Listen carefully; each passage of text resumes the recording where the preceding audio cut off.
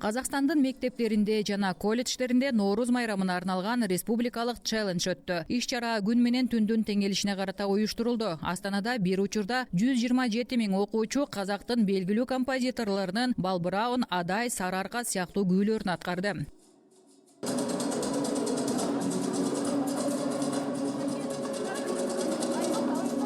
Уюштуруучулардын айтымында мындай иш-чаралар өсүп келе жаткан муундун маданий руханий тарбиясын калыптандырууга, элдин бай мурасын даңазалоого өбөлгө түзөт.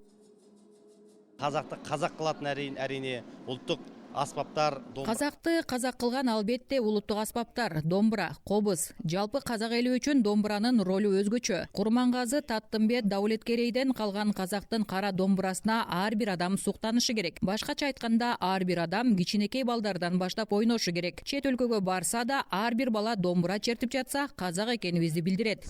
Домбура ойнап болса казак экенин билдирет. Менин әпкем. Менин эжем домбурада жакшы ойнойт. Мен да кызыгып домбура иримине баргым келди. Домбура тартууду маган әле баштабышта. Домбура чертүүнү мага башталгыч класста биздин мектептин мугалимдери үйрөтүшкөн. Ал эми азыр мындай чоң иш-чарада 300 бала менен бирге күү чертеримди билип, бир аз толкунданып турам жана бир аз да кубанып турам.